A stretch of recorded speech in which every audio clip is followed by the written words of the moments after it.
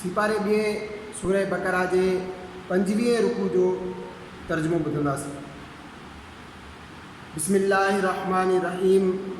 हज जा के महीना आहिनि जातल, पोइ जेको उन्हनि में हज जी नियत करे त न औरतुनि जे आॾो सोभ जो ज़िक्र थिए, न को ॾोह, न कंहिंसां झेड़ो हज जे वक़्त ताईं। ऐं अवां जेका चङाई कंदा अल्लाह उनखे ॼाणे थो। ऐं समर साण खणणु सभ खां बहितर समर परहेज़गारी आहे। हे अकुल वारो, मूंखां ॾिजंदा रहो, अवां ते को ॾोह न आहे पंहिंजे रब जे फज़ल तलाश करण में। पोइ जॾहिं अरफ़ात खां मोटो त अल्लाह खे यादि करियो मशअर हराम वटि ऐं उन जो ज़िक्र करियो जीअं उन अवां खे हिदायत कई। ऐं बेशक उन खां अॻु अवां भटकियल हुया। पोइ ॻाल्हि हीअ आहे जो ए कुरैशियो, तव्हां बि उतां मोटो जितां खां माण्हू मोटंदा आहिनि, ऐं अल्लाह खां मुआफ़ी घुरो, बेशक अल्लाह बख़्शणहार ऐं बाज़ारो आहे।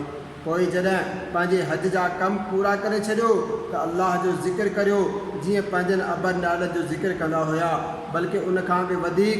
ऐं को माण्हू हीअं चवे थो त ए असांजा पालनहार असांखे दुनिया में ॾे त आख़िरत में उनजो को हिसो कोन आहे।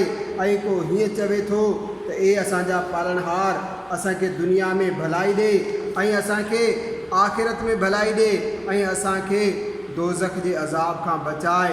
अहिड़नि खे संदन कमाईअ मां हिसो आहे ऐं अल्लाह सिगो हिसाब करण वारो आहे। ऐं ॻणियल ॾींहंनि में अल्लाह जो ज़िक्र करियो। पोइ जेको 2 ॾींहंनि में जल्दी करे हलियो वञे मथस गुनाह कोन आहे, ऐं जेको रही पवे त उन ते बि ॾोह कोन आहे।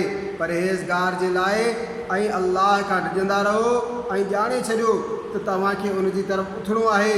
ऐं को माण्हू उहो आहे जो दुनिया जी ज़िंदगी में उनजो ॻाल्हाइण तोखे सुठो लॻे थो, पंहिंजे दिलि जी ॻाल्हि ते अल्लाह खे शाहिद करे थो, ऐं उहो सभ खां वधीक वॾो झेड़ाक आहे।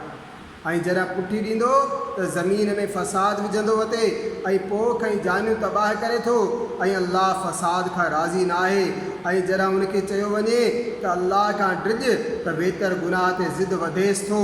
अहिड़े खे दोज़ख काफ़ी आहे ऐं उहो ज़रूरु निहायत बुछड़ो विछाणो आहे। ऐं को माण्हू पंहिंजी जान विकिणे थो अल्लाह जे राज़ पे हासिल करण लाइ, ऐं अल्लाह बाननि ते वॾो महिरबान आहे। ए ईमान वारो, इस्लाम में पूरी तरह दाख़िल थियो ऐं शैतान जे क़दमनि ते न हलो, बेशक उहो अवां जो खुलियो खुलायो दुश्मन आहे। ऐं जेकॾहिं चिटा दलील अचण खां पोइ बि थिरंदो त ॼाणो अल्लाह ज़बरदस्त हिकमत वारो आहे।